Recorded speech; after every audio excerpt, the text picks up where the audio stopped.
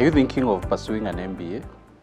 Are you wondering what is the right time to really go for this advanced degree? During my career coaching sessions with clients, this is a question that really keeps coming up because at a certain point, professionals feel that an MBA will give them that competitive edge.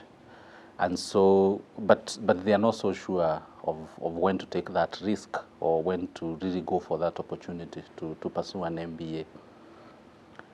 What you need to consider is that an MBA is actually an advanced degree. In fact, the M for the MBA stands for Masters. So what I would want you to ask yourself is, when you're pursuing this MBA, have you really mastered your trade? What are you good at? And I'm saying this because I find Kenyans making mistakes when it comes to really pursuing an MBA. Look at this way. Look at it this way. You're a fresh graduate. You don't have experience, or maybe you have just 1 year of experience, and yet you're here enrolling for an MBA. At that stage, you probably don't even know how your career will turn out. Maybe 5 years down the line, you'll not be doing the same job, or you'll not even be the same profession. So pursuing an MBA because it's the in thing, or because you can afford, or because you have the resources, I don't think that's the right reason at all. Circumstances differ, but it's my firm belief that you should only pursue an MBA when, number one, you've settled in your career. You know, yes, this is what you studied. You've had a few stints with maybe several employers, or you have these years of experience, and for me, at least 5 years of experience, and you are settled in your career. You know this is really what you want to pursue in the future. Then you can go to the next step of really pursuing the MBA. The other thing is to understand that MBA, it's a very rigorous program. The 2-year period that is normally given as the time to pursue an MBA, let that not fool you. There's a lot needed. You know, you have classes in the evening. You have a project to take, you know, after the training. So all these really combining also with your job and maybe family, if you already have a family, it's not something easy. So the other thing I would ask you then, do you really have the time? Do you?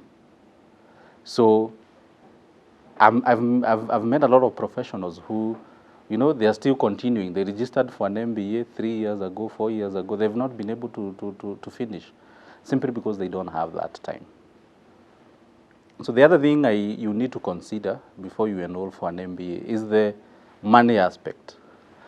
An MBA in Kenya will cost you, say, a minimum of 450,000 to upwards of 1.3 million, depending on the institution.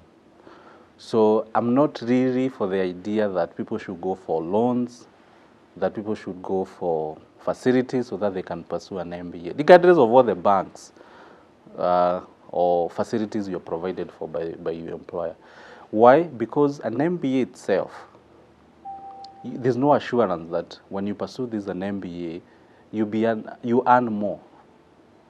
In fact, 99% of the jobs that are out there that are on offer, they don't require an MBA. They just require someone who is skilled, who's good at what they do.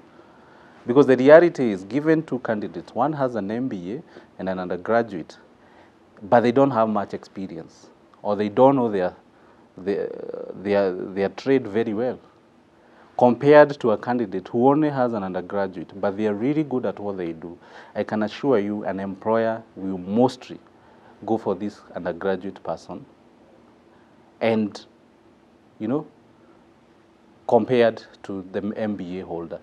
So in terms of career growth, in terms of earning more money, an MBA doesn't guarantee you. And I don't think it's a wise investment to really go for an MBA so that you can earn 5,000 or 10,000 shillings. So that's something really you need to consider. Do you have the finances? Probably if you have savings and you're not borrowing, that can be a different ballgame altogether. The other thing I would say you really need to consider is the quality. And here I'm talking about the universities.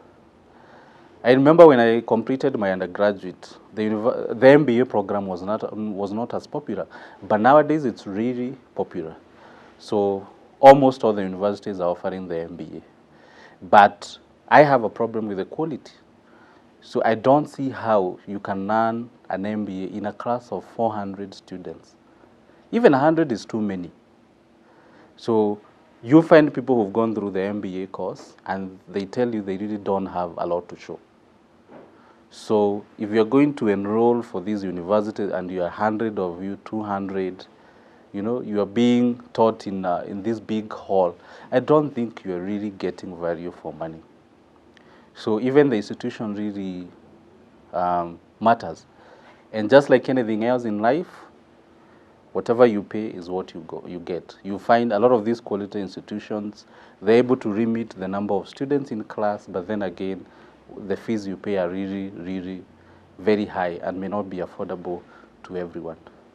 So apart from just having passion, apart from feeling that this is the right time, I feel those are some of the things you need to consider if you want to undertake an MBA. For more tips on your career, please subscribe.